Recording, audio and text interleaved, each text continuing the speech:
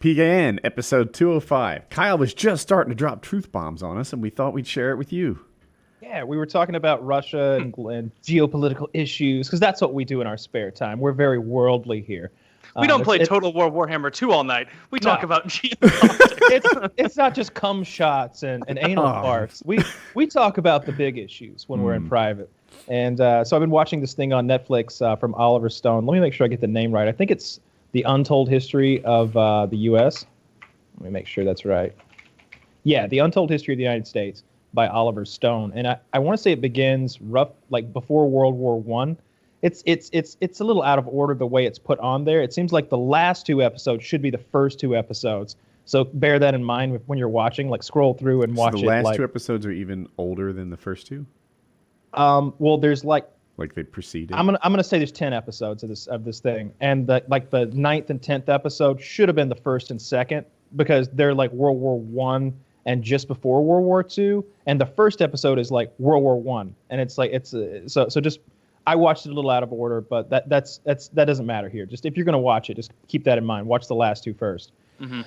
But it's the Untold History of the United States, and it's a lot of stuff that like I don't know wasn't in my schooling or history books or even on the History Channel. One of the things was the invasion of Japan, the mainland Japan, and the dropping of the two nuclear weapons. They go really nitty gritty into the politics of the time and where all of the world leaders were in their opinions and what they were going to do next. And he basically makes a very strong case that we didn't need to drop those bombs at all. The thing was, we were already firebombing the Japanese cities to such an effect that they were destroyed even more so than the nuclear weapons would do. Like, we were firebombing Can I interrupt for 1 second? Yeah. Did the U.S. invade mainland Japan? No. I don't. No. Oh, okay. But there was a planned invasion of mainland Japan, and the estimates for casualties literally ranged from 36,000 to 1 million U.S. casualties. They're like, hey, we don't know. It could get rough because they're training the civilian population, literally giving them spears, and the emperor there is seen as a god. And like 30 Japanese were holding off like hundreds of Americans in like little islands all over the place. Like, so if they had mainland Japan, they could have held out forever, ostensibly. Yeah, and for reasons I don't fully understand, I guess like it'd be lots of beach storming, and it was just ground that they would hold very well, I'm told. Yeah, so they make the case that they were going to hold out forever, and we had to drop these bombs to like shock and awe the emperor into surrendering. But in reality, the things that were actually happening were the Russians were about to enter the war with Japan in like a month or two. Stalin was going to be invading from the north with millions of men. You know, the Russians on whose side? Invading Japan. Our side. They were going to be invading. The way you said it, I think it could have been interpreted both ways. They were about to pull in Italy, is what Woody thought. Where they're like, actually, no, other team. Yeah. Every war, Italy does that. So what was going on, like right before the bombs dropped, was that the Japanese were already reaching out to the Russians to look for a peace. They were like, they wanted to surrender. The only caveat is they wanted to keep their emperor. Meanwhile, Truman is saying unconditional surrender. We want that emperor. So that's really the sticking point. The Potsdam meeting was about to take place. This is a meeting between Truman, the Stalin of the Russians, and perhaps Churchill as well. And they were I believe they were like cutting up Europe, basically, deciding who would get Greece, who would get, Lithuania or Turkmenistan or whatever the fuck. They were cutting everything up into pieces. And Truman made sure that the nuclear bomb had been tested just before that meeting, so he could go in and have that in his back pocket, and he could tell Stalin, like, we have an atomic weapon now, and explain that to him. Of course, Stalin had spies on the inside, so right after the meeting, he's like telling his spies, like, well, what the fuck? I should have known before Truman. You should have gotten the meeting. Nuclear device. Wow, Truman. Exactly. How do you do it? Like, like he's already how like he did it. Yeah, he's already like right there on it. So, but the Russians are about to invade from the Chinese side of things and come right down through Japan. Like that's imminent. Mm-hmm. The Americans tell the Russians to hold off on signing the Potsdam Agreement because they want to leave some hope in the mind of the Japanese that the Russians won't get involved because they want to make sure they get to drop these bombs. They want to drop the bombs so that they can scare Russia, basically, and they can show the world what they have. They drop the bombs. A lot of sense. The Japanese are like, meh, you've been destroying our cities for weeks now. Like this is just 2 more of them. I mean, whether you use 2 bombs or 20,000 bombs, it doesn't really matter to us. You know, it's not any more scary. Still destroyed. They're still gone. And if you look at the pictures of like Hiroshima compared to like one of the other cities that we had firebombed, same thing. It's just a big flat surface with nothing remaining. You know, like it does the same shit. So yeah, we absolutely didn't need to invade. They were ready to surrender. And of course, after we drop the nukes and the Russians are about to come down, they surrender. And they say, and of course, and we let them keep the emperor anyway. He stays there. So it was all just a big show. He was more like puppet at that point, though. I wonder. Right? I just wonder, right? Like we can't know what would have happened without living in that alternative universe where it happened. Maybe dropping those bombs did help us tremendously in the Cold War. Maybe dropping those bombs got us a better deal with Japan, who was ready to surrender before, but enthusiastically surrendering now. I bet it definitely helped with the Cold War. At the very least, showing like, hey, this is the real deal. Like, the Cold War is covered extensively. So you start realizing that we're as much of a bad guy in that whole Cold War thing as anyone. We're breaking agreements. We're installing puppet governments in place like Greece. Remember when the U.S. systematically starved tens of millions of people? We didn't starve tens of millions of people, Who though. are you talking about? He's talking about Stalin. Oh, he's being facetious. I'm like, who did we start? Yeah. No, yeah. Remember we just cut off Texas? Like, no more for you. No, it's... The more like that old saying of like history is written by the victors is so true once you start looking into history more, where it's like you have to wonder shit like, 500 years ago, how much of that shit in those battles actually panned out the way we learn now? Like probably not that close at all.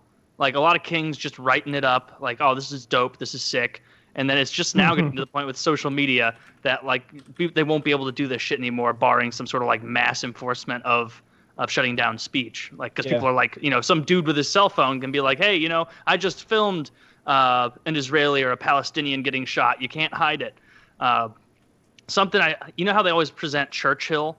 Like I was looking up stuff about Churchill in World War II recently because it's just interesting, and they always present him as like, man, this like genius mastermind who would just get wasted and then come up with brilliant plans to beat Germany. And it's like, that's the more feasible. you learn about him, the more you learn about him, you're like, holy shit, this was not the case at all. This guy was making dangerous and bad decisions, risking the lives of his men. On D-Day, it was a success. One of the great success of the war, except for the northernmost beach where most of the Canadians landed. And Hitler knew that attack was coming on the north, so he was fucking ready. He was ready right there. Churchill knew that Hitler knew this, but didn't tell the Canadian forces and allowed them to just storm it and get killed because he even said like it was a show of good faith to the Russians to show like we're not going to give up on our side. You can't give up on your side. Even if something happens. And Canadians just got slaughtered. Like Churchill set up back channels with all of his generals where it would be like, all right, the way it's supposed to go is, Churchill tells this defense minister who then, delineates that to the appropriate generals or whatever. And Churchill set it up where it was like, nah, I'm not going through the defense minister. I'm going through this guy who's just adjacent to the general or the general himself. So I don't have to get checks and balances on stuff. And the more I learned, the more I was like, oh man, like this Churchill guy really was responsible for a lot of Western deaths there. Yeah, the documentary really covers Churchill heavily, and they talk about that. They basically give the victory of World War II to the Russians, and it really starts to make sense after you watch it for a while. The losses on the Russian side and the kills from the Russian side just are far and away higher than what the Allies did. Churchill was afraid to face the Germans directly for a very long time. He convinced Truman to go into North Africa, and they fucked around in North Africa and Italy for a very long time before they opened up the Eastern Front. Meanwhile, the Russians had been fighting them for months and months, if not years at that point. They'd lose 500,000 men in a battle. They'd lose several million men in a season, the U.S. lost like 250,000 people in the war, which is terrible, right? An incredible loss. The Russians, if they only lost 250,000 in a battle, they'd be like, oh, That was a good battle. Dude, that was a good battle if there. if you learn your history like I do through sitcoms and movies and things like that, then you would think America came in and won the war. Like, oh, you guys are having a hard time, huh? And we go in like that dude who beat up the 5 Chinese women in that thing, right? To I Need a Hero. No, it turns out that our impact, well, probably pretty important. Just looking at the numbers. Man, the war of attrition happened over there on the Eastern Front. Yeah, Hitler fucked up by I think it was called Operation Barbarossa when he invaded the Soviets. That's what cost him the whole war. What if he retreated? He may have succeeded if that. Well, he did retreat. He was retreating for a long time after he got to the gates of Stalingrad, right? And he started getting pushed back. Then he had to retreat. So the way I understand it, and I've just learned about this. Like relearned about it recently, so I'm kind of fresh, is Hitler's initial foray into there went great. They just went mowing through I'll call it Russia. I was going to say Soviet Union. I don't know if it was that yet, but they went mowing through Russia and just killed all these people, and they were doing fantastic, just super super well. And then it got cold. The winter came, and that was a real challenge for them. Rather than retreat properly, just like give up lots of land and be cool, they stayed too long. It was muddy. It was hard to move their artillery. They had tanks. Lots of heavy equipment got stuck where it was, and they had to retreat without it. And they went from this big wall, like a really big, good front, to sort of bundled up in pockets where they could be denser. Yeah. And I just wonder, like, what if they had gone in there with a great attack and then gave up that and sort of retreated on their own terms instead of running away from their artillery? They didn't need to invade it all. It made no sense to invade them. They had a non-aggression pact with Stalin, and then they broke it. They were. You know why he did it? They explained that in the documentary. I don't quite remember. Because Hitler, like at that point in the war or around there, got diagnosed with like some sort of heart arrhythmia or something like that, and it was like you only have a few years left. Like you're not living that long, regardless of what happens here. And so he went just totally off the wall and invaded Russia there. Oh, that's interesting. Even though it was the worst winter in Russia in like decades there, he still forged ahead. Who knows, like meteorology, if they actually knew that and could have predicted it. Like, it seems like they can hardly get that shit right today. So back then, I doubt they were predicting it. No, but radar was a verging technology. Someone probably. How about satellites? Was the satellite any good? That sounds right. No, it was terrible. So. I believe the Russians launched the first one, and it wasn't for like 25 more years. But yeah, documentary is fascinating, just all around. Watch that documentary, you'll love it. They get into the really nitty gritty political stuff of World War II. Like what they have all of these quotes from the leaders. FDR seemed like a really nice guy. Like his plans for everything seemed great. What did he serve? 4 terms almost, like 2 years into his 4th or something. They go so nitty gritty with the political stuff that it's like this was FDR's vice president. He was supposed to be Truman, but all of this stuff happened at the Democratic National Convention, and he was ousted out. Like even though he had like 60% of the public vote, FDR wanted him. The Democrats like finagled him out, put Truman in, and then Truman. Well, they've got all these quotes from Truman, and the one guy is like, "I never heard Truman refer to blacks as anything but niggers. In private, he always said nigger." What was the question the guy was asked to give that response? I now about World War II, what was he saying about blacks in private?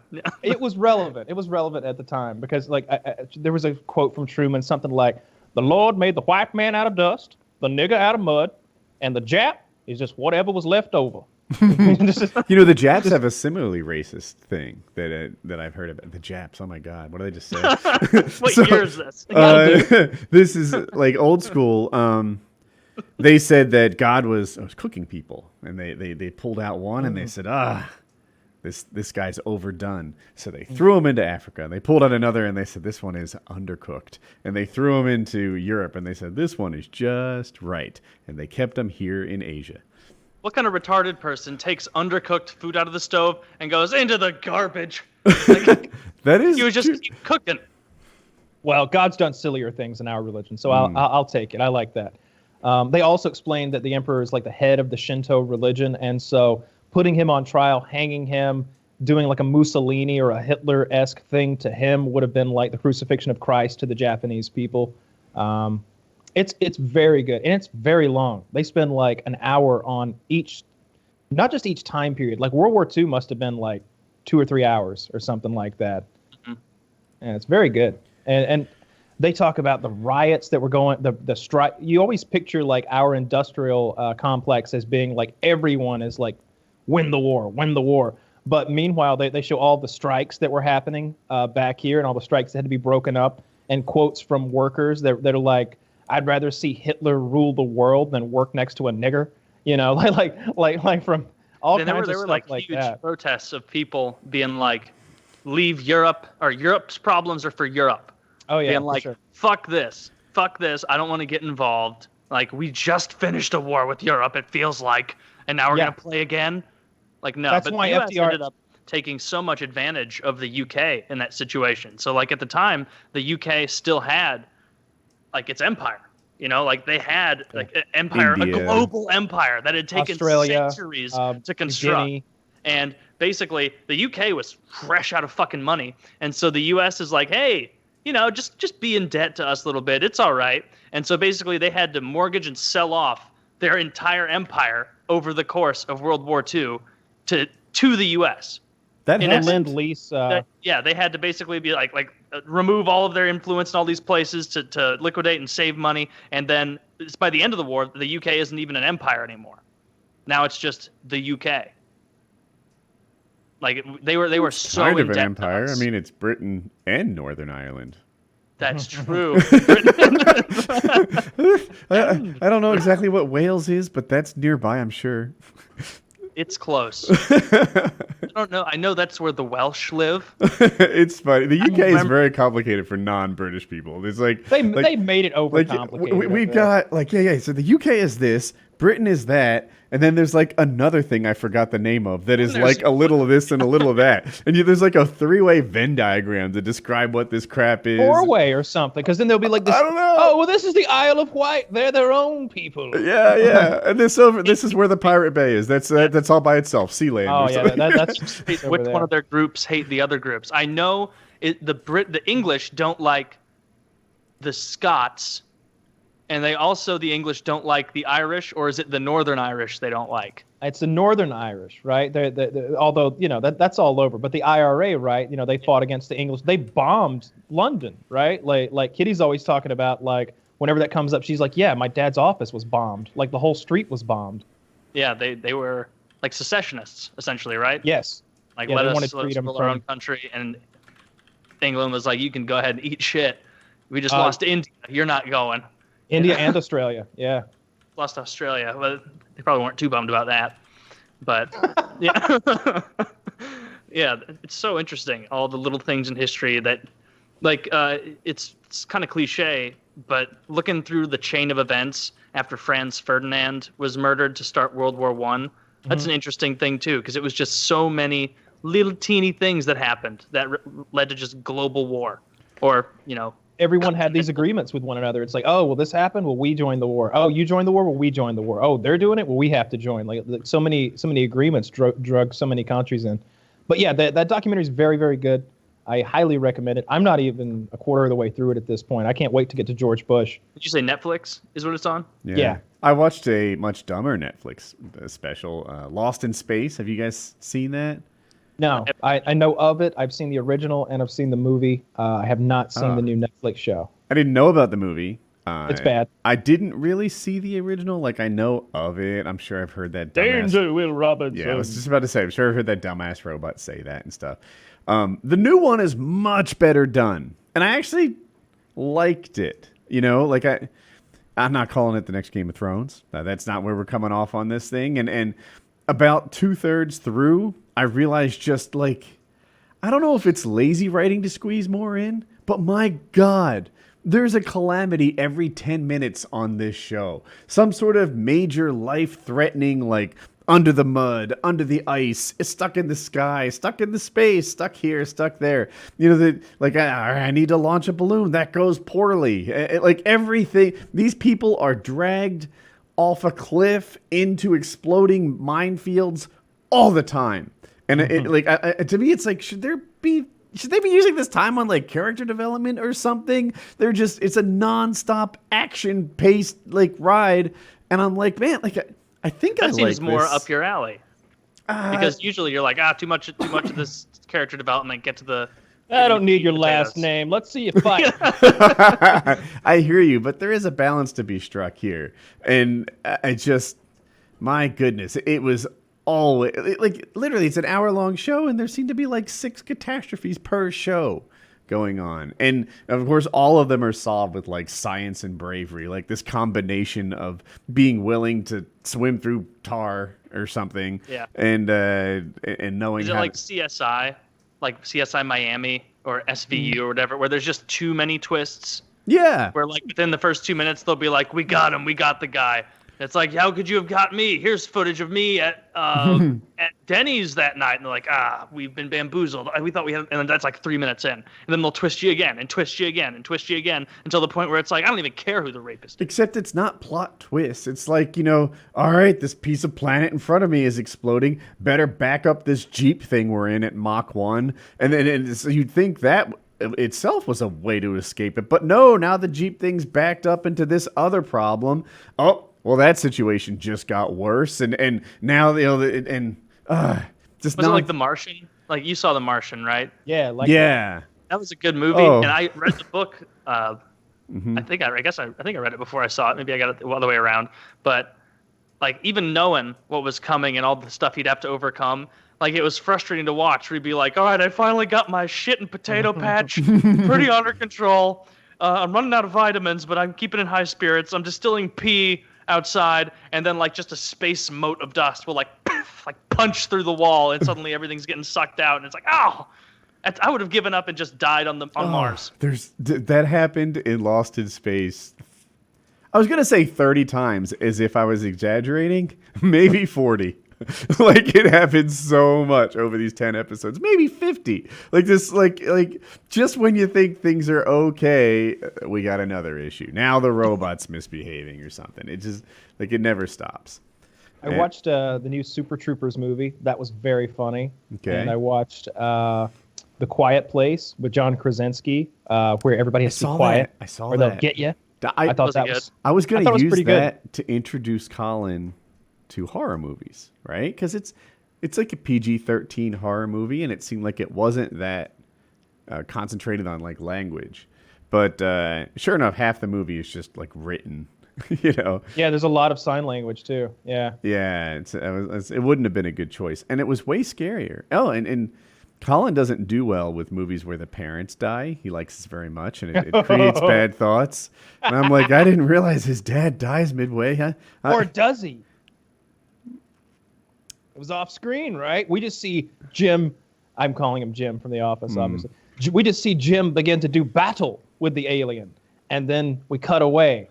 We don't know what happened. Maybe Jim was able to overpower that monster. I need to see it again. They clearly implied Jim dies. They totally implied that Jim died. Yeah. Oh, you know what? I think he dies, and they Spoiler alert. Yeah, right. But it was a PG-13 movie, so they probably just didn't want to show too much. Dude, they show so much in PG-13 now. Like there are some hard PG-13 movies, but I'm with you. They don't show him dying. They just sort of imply it, which leads me to believe that he'll be back for the sequel. They're making a sequel. So there's there's an alien, and just so you know, this is not like a original Star Trek alien where Kirk might have a chance in a fisticuffs battle with it, right? No. Like this lizard man and humans just happen to be roughly the same amount of strength or whatever. No. These things travel at, I was going to say Mach 1, but literally like 70 miles an hour. Yeah. They're giant, strong lizards with jaws as big as your upper body, and it is a total mismatch. These things would beat a tiger. They munch people. Yeah. It's like it's a mismatch with a tiger. It's a mismatch with an elephant, right? These things are just badass. Well, it wouldn't go well for the elephant. Yeah. So here we have Jim with like a Leatherman knife or something going to take on this alien. I think it's implied the kind of knife you could like accidentally sneak on a plane. Yeah, I've done that a bunch of times. What are you gonna do? Tighten them? Yeah. Yeah. I like to believe that Jim's gonna make it. I hope they bring him back in the sequel, and like they show him like somehow like falling between some cracks and some boards, or like escaping down into a the hole or something. Walking Dead Glenn theory. He was under a Yeah, dumpster yeah. for the last 3 episodes. I want that. Yeah. I liked it though. I thought it was pretty good. And I thought the kids were really good actors. That scene with the nail in the floorboards, like after it happened once, the rest of the sequence, I'm like, is no one gonna mention the board? Is no one gonna hammer that nail down flat? Like there's like a nail sticking up, Taylor, like on the steps that lead down to the basement, and you have to be quiet because these things hear you from a mile away, like 2 miles away, maybe. It makes like, sense. If you were to drop a glass on the floor, it's scary because they might be on the way. And by they, I mean a dozen of these things from every direction. Can I throw in a little movie detail? Sure. In the beginning of the movie, they're at a convenience store, like a general store, Quickie Mart type thing. And it's an apocalyptic world, so the whole thing is looted, except for the potato chips are all sitting there on the shelf because they're too noisy. I didn't notice it, but I saw it on Reddit. Yeah, nobody's got scissors apparently. Just come on, just cut them off and dump them out, right? But I thought it was funny. Yeah. Are they crunchy to eat? Like I don't know how much noise we're talking about. You better leave them in your mouth for a minute. Let them soften Taylor up. would die of Cheez-It consumption in this apocalyptic world. Yeah, It might. I feel like, is there a lot in this movie of people like, carrying around like those poppers or things? You like just throw it away from you and it like pops, like little things like throw a rock over there. I feel like that would be really easy. Are they or like blind? have a remote They had the stereo fireworks set up. They seem to be blind. They seem to operate only on sound. But they did have like this big firework display distraction. He sends his boy off to set off the fireworks to draw them away from the house so that he can get in and save the wife. This movie sounds pretty realistic. Like I assume there are no women left. It's just a family. It's just this guy and his family are like out in the middle of nowhere trying to like live by themselves, and it focuses just on his family. I was making a joke about women not being able to shut the fuck up. Yes. I didn't get it, but I like the joke. Oh my god! All the Jews and Italians. I haven't seen one in. Italians are fine. They talk with their hands. Yeah. they just learn to fuck you. I tried to watch Ready Player One, and I fell asleep during that. I didn't care for that. I saw personally. that. I actually liked it. 5 out of 10. I enjoyed the movie. It was a little fun, but it was supposed to be. Yeah. Is this You know what? it's one of those movies where like it's somebody controlling a soldier's body with like an Xbox controller? They're in virtual reality. Okay. Yeah, so they're in virtual reality, and the people who made this virtual reality world set up some Easter eggs. And if you get them, you get to like own the virtual reality company, which is, very rich and very important and part of society and stuff like Who that. made this decision? Yeah. So you have a couple hardcore players going up against like big corporate player. I don't know. What if COD did that? Yeah, right. They just hired like Optic and FaZe and whoever else is good. Envy, I guess. What's 5% of Activision? You gotta find the Easter eggs. You gotta solve the zombie puzzle. yeah. That's all the zombie. I'll take that season pass. That'd be funny. That's not too different than the plot of the movie. And there was one point that was kind of fun. Like our main character sees another person racing next to him, and he's like, "Do you remember the girl's name? Elena something?" Or yeah. I'm going to call her Elena. He's like, "That's Elena. It has to be. I studied her every move. I watched all her Twitch streams." And I'm like, a little reference to Twitch and famous gamers. Yeah, for sure. I can't remember. I think I watched another movie, but it's not coming to me. I am watching Last Chance U right now. If people don't know that... Documentary. It's a documentary, and it's 10 episodes per season. They're on season 3. And basically...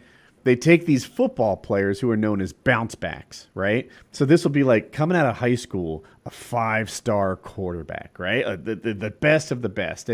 They show their headlines, and it's like second to none. This was the number one guy, Malik something or other. And he goes to Florida State, right? One of the top schools in college football. And he sucks. He falls apart. Like, I think he didn't get the starting role, and then after that, he kind of fell off some more and had off-the-field problems, and now he lands his sophomore year in junior college. And there are a couple junior colleges that specialize in these bounce back players. You know, there's the second chance university. That's what they call it. And it's fun to watch these people because they're all amazing athletes. They're you know, $10 athletes with 5-cent heads. And they just don't have their shit together. They might be into drugs. They can't seem to study. They go to practice and they don't work very hard. They don't respect the coaches. They used to world-class coaches, and now they have these like junior college coaches who are trying to get them back on track. And it's fun to watch these guys. And, you know, they're in like a... Oh, and by the way, a lot of them are really ghetto, right? They're used to like an urban environment, and now they're in Kansas. So it's really like a fish out of water. Like, all right, dude, you know, this is your last chance. This is last chance you. If you can thrive in junior college, then maybe next year you get picked up by a D1 school. And it's fun to watch them. Some thrive and some don't. Yeah. That sounds interesting. That's one of the highest pressure things in our society, in our world, right? Like there's the world of business, right? Mm-hmm. You know, and politics and such, but it seems like you can make a mistake and you can bounce back from so often in those arenas. But with athletics, you have such a short window of opportunity that you can make this mistake, whether it's something on the off the field or something mental, or it could even be your classwork, right? Like there's so many facets to like getting that done right and not falling into any of the pitfalls that have taken so many great athletes. LeBron James is probably the best at like walking that tightrope. You know, he was offered like, I'm roughly speaking, like $9 million from like Reebok or something coming right out of high school. And he was like, nah, I'm going to hold out a couple years. I think I can do better than that. Like 2 years later, it's $90 million from Nike. You know, it's like, it makes sense. Yeah. And smart guy. Yeah, a neat thing about basketball LeBron, player on earth. so LeBron came from a disadvantaged family, and he walked from high school to the pros, right? Even in high school, it's a young kid. I remember him in high school. I watched his games on television when he was a high school player, and I'm a casual fan, right? Like, I'm, yeah. You know, so the fact that I was watching this high school guy tells you the level of like fame and expectation and hype that was put on him at 16. And he has somehow navigated this whole thing without being a dirtbag, as far as I know, into like Jordan level fame and wealth. Now he's a Laker. But Ooh. Dude, That's so cool to me. I love the Lakers as an organization. I love these organizations. Like I won't be fans of them because I get it. But I have so much admiration for a sports organization who's like, fuck it, we got the money. We're an empire. Like from the Yankees to I feel like the Lakers are the Yankees of the NBA, and that occasionally they'll just be like, nah, we've got the money to spend. We're just going to buy a team. The NBA has the salary Golden Knights caps, recently. which makes them kind of neat, right? Like the Yankees can outspend other teams because baseball doesn't have the kind of. I'm out of my depth, but I think baseball doesn't have the kind of caps that basketball has. In basketball, you have to get like value for dollar in a way that other sports don't. Hockey has that too. Yeah, like so. The way it works is baseball has no cap, so the Yankees can just buy championships. There's like no they used penalties to back or in the anything day. way up high. No, I don't believe there is in baseball. Someone out there will correct me. There might be. I don't know much about baseball. Basketball has a soft salary cap. So they say, hey, the cap is right here, but if you want to spend over it, you just have to pay a penalty.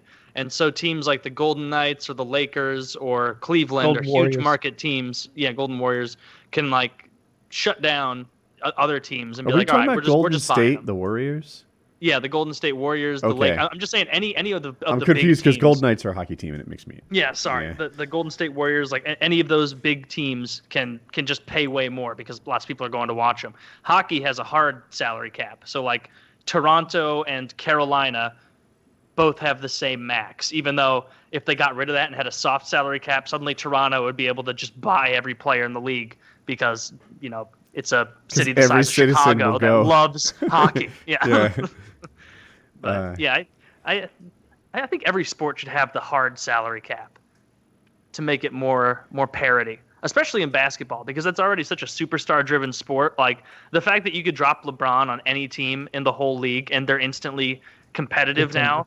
It's like man, he's like a a cannon on your team. Like, and if you're the only one who can afford that cannon, and then add a couple more cannon, like you're I just think a gonna lot of fuck it. people. This is just Woody talking. What the hell do I know? It has to do with like how much playing time a player gets, right? There's only 5 players on a basketball team on the court, right? Yeah. In hockey, like there's only 5 on the ice plus the goalie, but they all share ice time so much, you know that You're actually shifting. Like LeBron's out there the whole goddamn game. yeah, LeBron plays like 50 minutes. I'm making it up. Yeah, You know, it's just- like he's does, out there yeah. the whole time. He's just like, I gotta pee, and they're like, if you have to.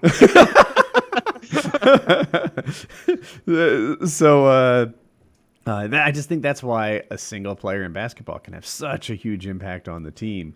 Whereas in hockey, like one player, even the guy who gets the most ice time, is still just a little piece of Yeah. the team's ice time. And having hitting in the sport definitely makes it easier to shut down star players. Like if you could take some oaf on the New Orleans Pelicans and be like, all right, every time you see LeBron out there, you take him down. Like it wouldn't, like he wouldn't be able to get as much. It'd be more entertaining. If there because was less LeBron hitting is in one of the most hockey, athletic-looking people in the world, so he'd probably throw some bombs at people. how would hockey change if there was less hitting? You know, I think players would be using their skates almost as well as their stick. I think there'd be all kinds of like behind the back, looking at your feet, skate work going on. I think more lacrosse stuff would happen, you know, where guys hold it on the blade of their stick Yeah. and do that like what was the movie with, was it called Youngblood with the guy from Parks and Rec? It was a hockey movie. I'm sure you've seen it, Taylor. Oh. Even though it's old. Might have been You're- called Youngblood. It might be. Yeah. I know what you're talking about, though. It was a good Yeah, movie. I wouldn't want to see hockey with any less hitting. Like, I'm fine with it taking the trend to less fighting because I'm getting a higher quality product of like faster, more slick scorers. I like that, but like, I would never want hitting or fighting taken out all the way. Like that would ruin the sport. You need hitting in hockey. I somehow want hitting, I want fighting, even more of it, and I also want more dipsy doodle fun stuff. I know you can't have all because some prevents. You're just wanting to have your cake and eat it too, and have someone else's cake. Yeah, that's the way I like my cake. I like my cake, your cake. Yeah, what's the point of having my cake if I don't eat it too? I don't want to see all the fun sports where people get demolished, you know, like hockey or football or rugby or what have you, getting taken down by this CTE thing. You know, everybody being worried about brain trauma and whatnot, which already I think like fewer kids are getting involved in little league football because parents are worried. Yeah. And eventually that'll trickle down to hockey. You know, it'll be a while because it's not even a fifth as popular. One of the YouTube rabbit holes I've been going down lately is watching boxing and a lot of the greats and stuff. And whew, to see these old boxers talk, I want to know what they talk like otherwise. Because sometimes they're old, right? They're over 65. And, you know, people who are over 65 talk weird. My father just like has more saliva, I think, than he did, you know, me growing up. Do you have shit in the corner of his mouth now all the time? No, not all the time. Like, he's not all that bad. I just hear Some it. of the time. Yeah, I mean, when he's eating. But I just hear it. Like, oh, look, like, right. And that is a thing that I sometimes hear with old people. And he's never had CTE or anything. So I need to know what this 70-year-old boxer would have sounded like if he was never hit in the head, you know? And a lot of them weren't, like, eloquent in their day, right? So, but man, Oh, I can't find my keys. they do sound a little punch drunk. They're not. I don't think they were gonna be that bad if they never boxed. No, it's fucking serious. Our brains aren't meant for that repeated trauma like that. Like it's just over the course of one of these professional careers, they're getting so many legit concussions, and God knows how many just whacks on the head that any of us would be like, oh God, today you're not gonna believe it. I got hit in the head so hard. Like that's a daily thing for them, I feel like. I can't get the math anywhere close to accurate, but at one time Joe Lozon was telling me about how many fights he's been in, right? He's like, all right, I've had like 25 UFC fights and 5 more amateur fights will make that 30. The training camp for every one of those fights had 100 fights leading into it, right? So that's like, what am I, 330 fights so far? And he's it just started to be like, wowzers. That seems like a lot. 3,030 fights. Yeah. Oh, you and your high school Math. math. Yeah, You- math is hard. So anyway, yeah, it was just like a tremendous amount of fights, and it was like, wow, that is quite a bit. Yeah, So. yeah. Like the way that they do it now is, like they always thought like, oh, okay, we'll make the equipment better. So instead of having this like, silly leather cap that you wear in football, we're gonna give you basically borderline armor, and we're gonna put better armor on your shoulders. And we're gonna make your quad armor better. And in hockey, yeah, you're gonna take that shitty little leather thing off, put on this armor. And so now instead of people being like, all right, I want to hit him really hard, but I'm wearing this little leather cap, and so I need to gauge my hitting because I don't want to destroy myself too. I gotta tackle him tactfully, as silly as that sounds. Whereas now it's like, I'm just an indestructible juggernaut, and so you can just launch yourself at people and just your armor, and so you're gonna be fine for the most part. When And you're just using your head like a javelin. elbow pads are my favorite example of this. I don't know what they're like right now, but the original elbow pads, like when I first started playing hockey, were like sort of padded leather that went over your elbow. And then they got a little better, and they looked just like the padded leather, except there was a plastic shell on it, right? And then they got better still, because it was a plastic shell with kind of a plastic spike you used for hitting people.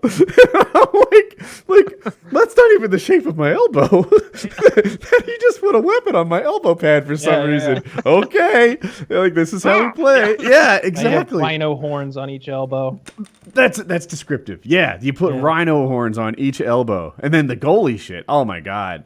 Like, wait a minute. Like, you weigh 165 pounds. Why do you wear 5X pads? Oh yeah, and they started changing that now. Yeah. So like for years now, every year the NHL's like, scoring's not high enough. Make the goalies' pads smaller. And every year the goalies are like, this is getting real shitty, guys. Like this is already a tough job, and this sucks. Like, and now they've shrunk it again.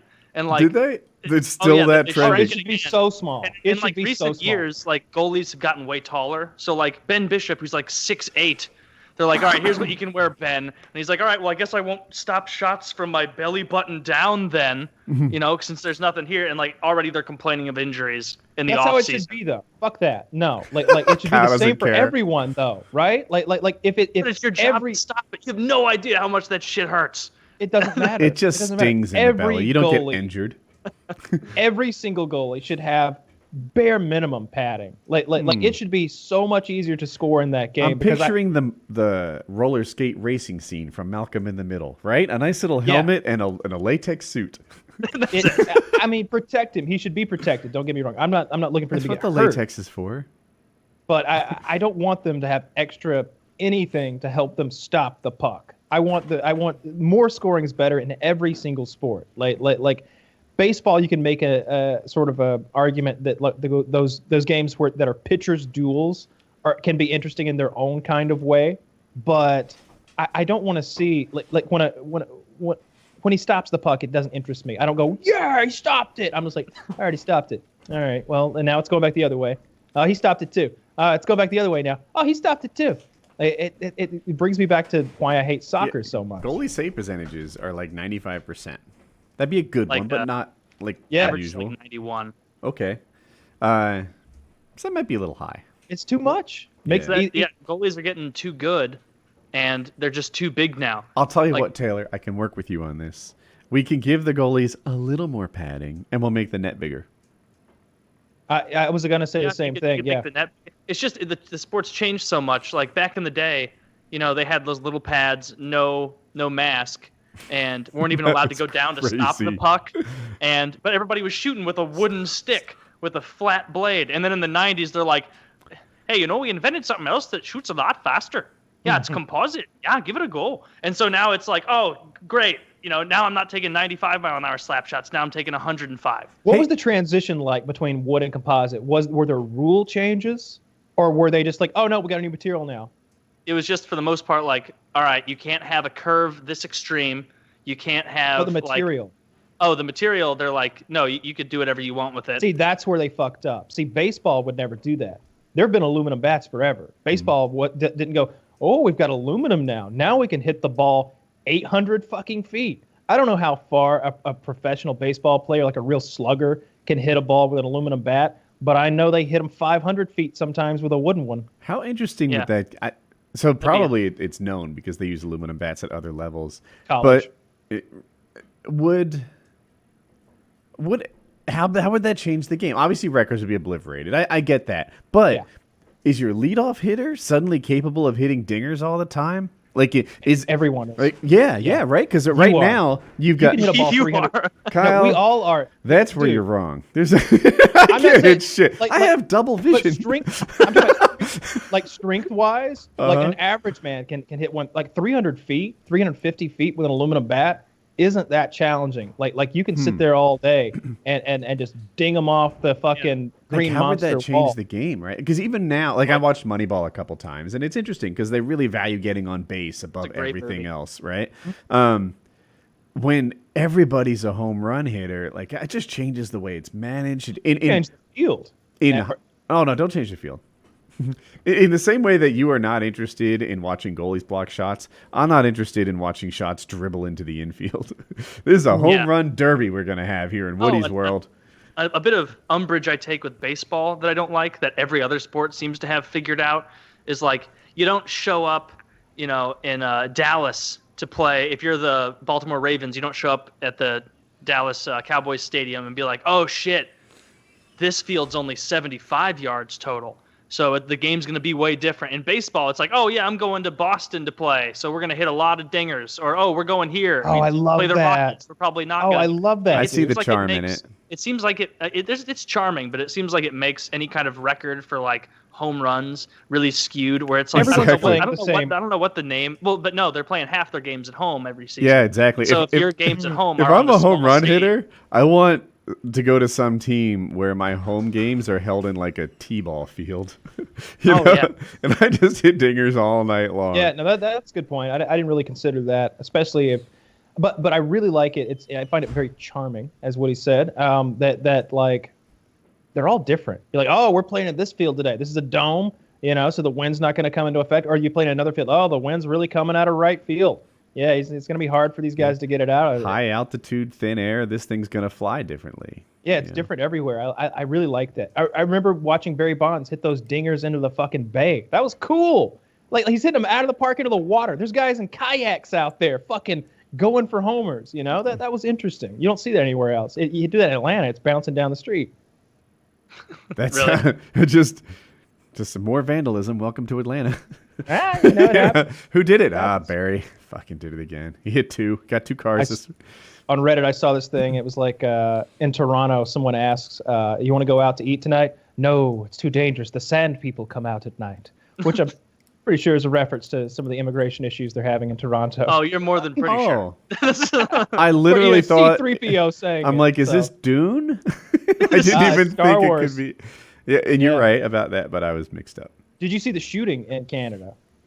No, did you Yeah. see the one in Yeah. Florida? I almost want to say that for PKA, but it's The Florida one or we can say the Florida one. Well, the Yeah. we're Canadian flushed one, with you see shootings the to guy discuss. in Canada. You see the guy draw the gun and shoot a person. Oh, really? In I only Florida, you heard do about it. too. It's a good one. I'm surprised you haven't seen it yet. I didn't. I haven't heard of it. What happened in Florida? I'll lay it out. So here's what happens: a black family parks in a handicap space at like a Quickie Mart and goes inside. A white guy sees the car parked in a handicap space and starts really dressing down the people who were still sitting in it, giving them a hard time, yelling at them for parking in a handicap spot. So the black guy comes out of the Quickie Mart, sees the white guy like aggressively arguing with the people in the car, and shoves the white guy hard. The white guy falls to the ground, and by the way, it's a good shove. It's a good shove, and physically, the black guy has every advantage over the white guy. I think the white guy's a little older. Like younger. Yeah. He's younger. The black guy is younger and stronger and bigger, and the white guy is kind of old and fat, and his best exercise is mowing the yard. So the white guy is knocked to his ass, and from the seated position in the parking lot, pulls out his concealed carry. He's a legal concealed carry guy. And if you watch carefully, the black guy sees the gun and starts backing up. The white guy puts one in his chest.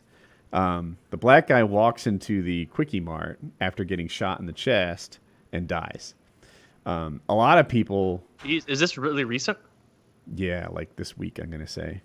It's either it just happened this week or the trial just ended this week. One of those is true. So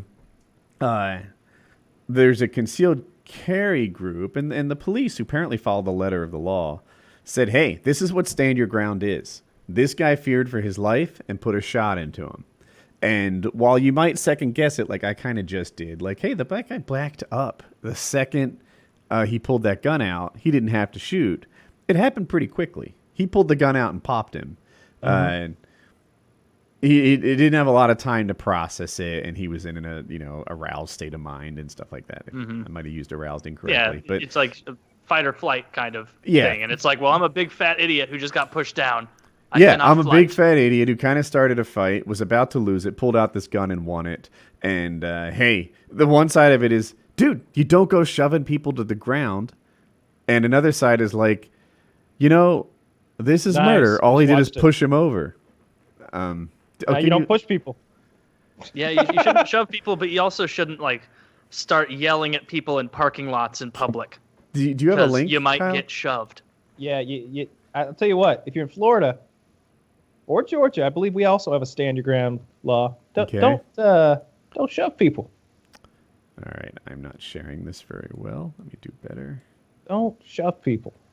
No, I don't. City where I think dreams are made. he shouldn't have parked in the handicap spot. You get what you get. He gets what he got. I don't care if he's white, Asian, like whatever. I don't care if it's a woman. Kyle's just really passionate about handicap spots. It's not that I'm passionate about the handicap spot itself. I'm passionate about what kind of douchebag you have to be to feel so entitled to just ride right into that thing. Because there's other spots open. There's other spots open, and like I drive Kitty around, and she's got a handicap placard, and still though I'll just drive up to the door and park in a regular parking space because I'm that's just, there might be someone who's actually really fucking handicapped and needs to use that space. I don't like that at all when people use those spaces. So yeah, get what you got. So I'm showing it to people right now as best I can. If you're watching this, there's a circle on the car where he's kind of like berating the people for parking into a handicap spot. He's very passionate about handicap spots, like Kyle. And before he does that, he kind of walks around and checks to make sure they don't have a handicap tag. He wants to be in the right. And then they just showed it. They kind of cut out the length of time he spent yelling. Oh, and here's a scene I hadn't seen. The shot guy go in the Quickie Mart. But so the guy walked around the car, made sure there wasn't like a placard that he didn't see at first. And once he was sure that they were parked there illegally, he starts berating the people in the car for some amount of time, accosting maybe. And the guy sees him doing that to his friends and family in the car, shoves him hard. And then the guy who got shoved hard pulls out his gun and pops one in the chest. Perfect. Like a perfect shot, I'm saying. Yeah. So now, watching this, that you were right to describe it as a healthy shove. I actually was going into it thinking it wouldn't be that hard of a shove. It like took the guy off his feet almost. Yeah, he's on the ground. But then also, you can like see as the guy's on the ground taking his gun out, the black guy, like his feet aren't angled towards the guy. Like I get he's probably scared on the ground or whatever, but like I feel like from body language, and of course hindsight 2020, but it doesn't seem like the guy's still a threat. Like it looks like his feet were pointed in a direction. Like if I'm threatening Woody, my feet are pointed at him. I'm like going to be approaching you. I'm not angling my feet this way like I'm trying to, edge out, It doesn't nothing about this looks like the black guy's still trying to continue the fight. Yeah. He's not, but that's not required. Oh, I'm not getting the legal of it. I'm just saying that's what my view of this. Oh, yeah, that's doing definitely kind of the the right and wrong of it. Yeah, he's not like all over this guy. The second the black guy's... So here, let's do an alternate universe scenario. The guy never pulls out a gun. I don't know what happens next. I mean, what I do think is clear, and Kyle and Taylor seem to agree, is that pulling out the gun could have ended this. Merely, what is the word for it? Brandishing? Yeah. Yep. Merely brandishing the gun could have made the guy back off. It would have ended all physicality. Like, that's that. That would have been the perfect scenario. And I bet in hindsight, the guy wishes that he didn't shoot, right? I doubt it. my guess I'd is, love to get an interview with this fella. my bet is there's a whole world of people pissed off at him. He's probably getting His death life's threats probably on his ruined. own. It might have been expensive to defend himself. I made that up, but it seems like it could be. No charges. Right? Do you not get an attorney? I would hire an attorney. Yeah, you definitely need an well, attorney. we would hire an attorney, but the average person is like, well, let's just see if they charge us with anything. It seems like I didn't do anything. I don't know. I agree with everything you guys have said. Yeah. He definitely could have brandished it. He certainly got himself into a whole lot more attention and trouble than he would have if he just brandished it. It would have ended there. But There's no way he to won a know. lifetime supply of Remington ammo because he stood his ground. well, Remington won't even last the rest of his life. They're nearly out of business, Kyle. So, I bet he wishes he didn't have to. I bet he wishes he didn't shoot. And I think we all agree he didn't have to shoot. But we also agree that it happened so quickly. I don't know that I throw him under the bus for shooting. It's not so clear to me. Yeah, I think it's hard to know. I don't know how that process works, but it seems to me that like he gets knocked down and he's already made the decision, defend yourself. And even though it takes literally 1.75 seconds to draw, aim, and shoot, like that's not a ton of time. He's already made the decision. Yeah. Like when the captain on Star Trek says fire, his brain has already said fire once he's on the ground. It doesn't matter what the guy's body language is to him. He's already in the firing process and defend myself process, stand my ground process. I definitely agree with both of you though. The shovers, the guy who got shot, his body language suggests he's done. As soon as he saw the gun.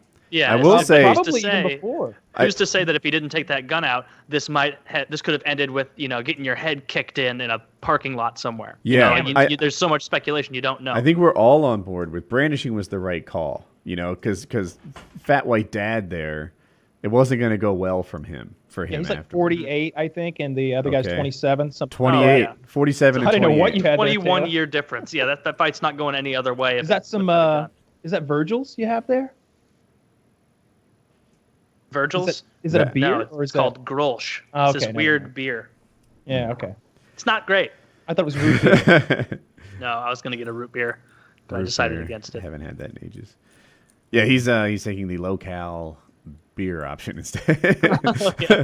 But yeah, anyway, it's this shooting is getting a lot of attention because it's taken the Florida stand your ground law and really shown what the extreme side of okay is. And when I first saw this video, the cop was kind of laying it out like, hey, this guy took a hard shove, he got out, he shot him.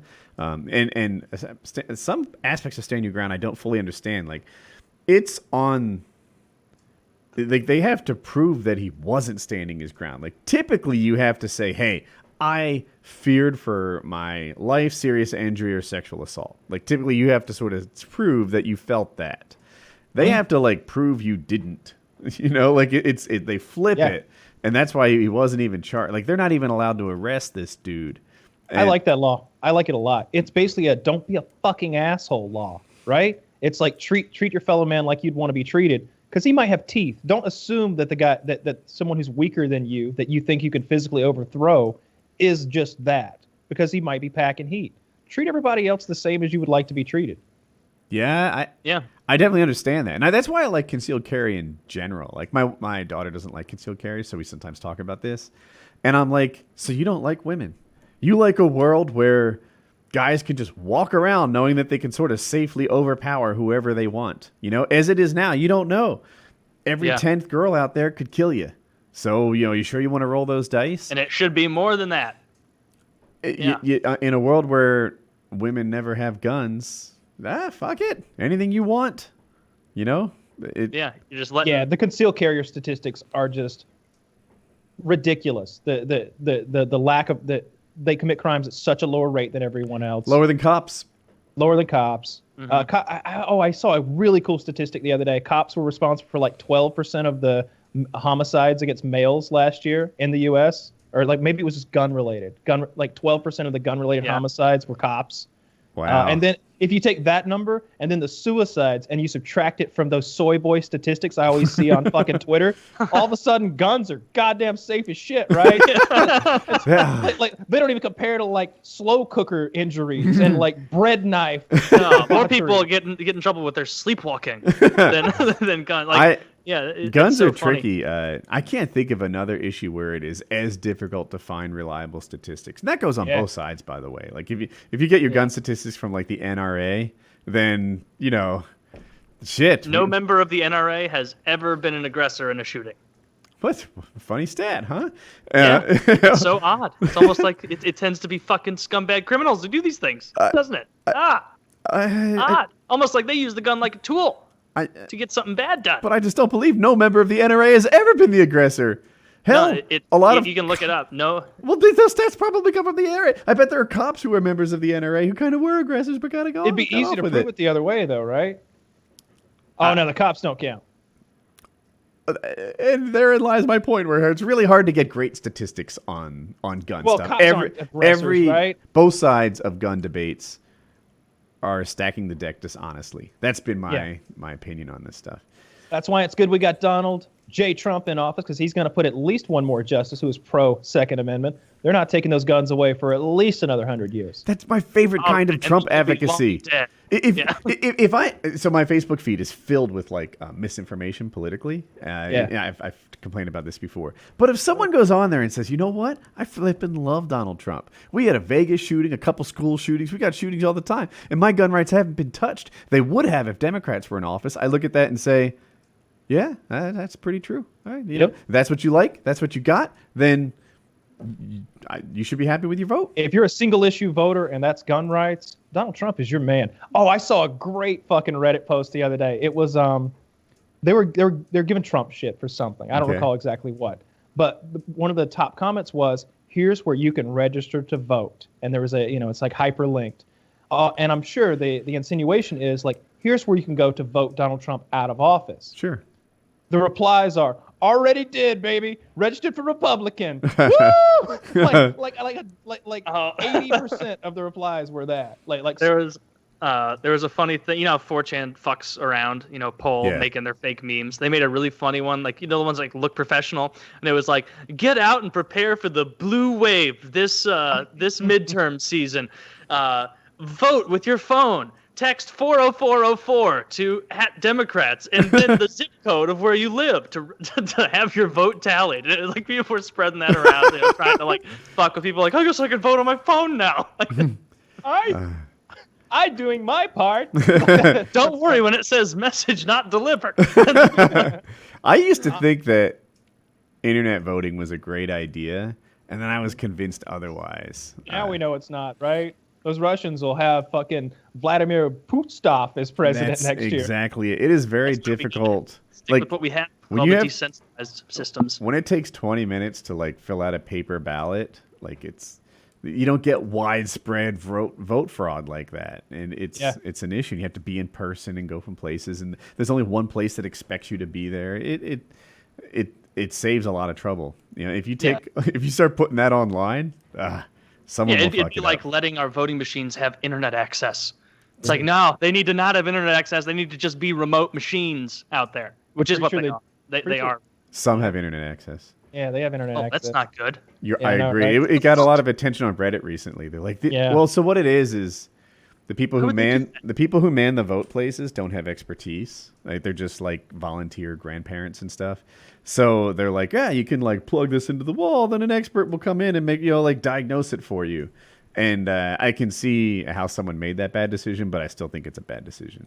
Yeah, the optical scan devices are often connected to the internet. I think that's the distinction that they make. And a lot of them don't print receipts. I don't get that. They should give you like you get a receipt of what it does, and then you can check what you did against the one that went in the little paper basket. And if they ever need to retally the votes, they've got a paper basket full of ballots in there that they can look at. And ATMs have figured this out. It seems pretty reliable. But instead, they're just like, no receipts. You just sort of put it in electric, because I never thought about that. That seems tempting to like fuck with. Yeah. Or no, wait, I did get a receipt last time I voted. I didn't. Mine's old school though. It's came like out a of my little Scantron. shitty scan Remember machine.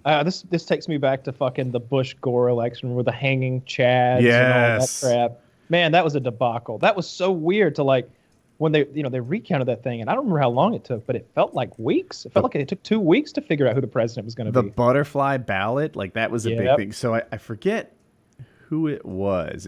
But the Green Party, votes that would have otherwise gone to Gore went to someone at a really odd rate. 6% of Florida voted for this fucknard that no one heard of because on the ballot it kind of went diagonally to him or something. It was an easy mistake because it was in like a book that opened. I remember and the at the pages time, were shifted. Like I wasn't old enough to care about politics or anything, but I remember like asking my parents because it confused me because like they're like, all right, the election's today, we're gonna see who's president, and then like for like days afterward, I was just in my little kid head just like, so do we like just not have a president for now, or is the old guy still hanging out in there? Is it still Clinton hanging out, Dad? And he's like, I don't know.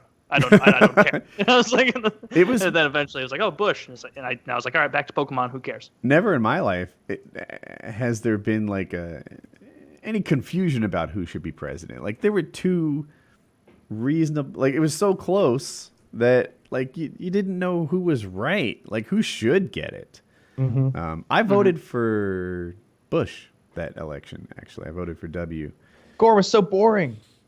Gore was so boring. Idiot. Yeah, he was boring, and him and his like dumbass lockbox, and like everyone mocked it. And then this was the thing that, so Gore, everyone called him wooden, right? Because going up there in his button-down shirts or whatever, and they're just like, this guy doesn't seem human. He's boring. He's wooden. So then he starts dressing like a lumberjack to all these different events with like red and black flannels on. Like different hats. Yeah, and I start respecting him even less for like bowing to the pressure of like. Dude, when he walks up on George W. though, like you always talk about that moment in the debate. Yeah. Oh, that's classic. Of course, fucking Donald Trump versus Hillary Clinton. There's like a dozen moments like that a night, right? He's literally got sexual accusers in the crowd. Like this guy plays dirty. But like back then, it was like Gore like walks up on Bush, right? He's like gets playing tough guy. Yeah, and Bush is like, hey there. Yeah, Bush was sitting on his stool, and Gore came up and kind of like chest and face tried to like big brother him or something, and yeah, just hey there. And he didn't seem intimidated. He didn't like, he didn't stand up and go chest to chest. It just made Gore look dumb for trying to play that game. My dad had this job, idiot. Yeah, I'm a dynasty. Except I did a Clinton impression, but otherwise it's close. Close here, Woody. You want to call it a wrap? Yeah, I think so. Very good. PKN 205 maybe, I think. Yeah, stand your ground. Ish.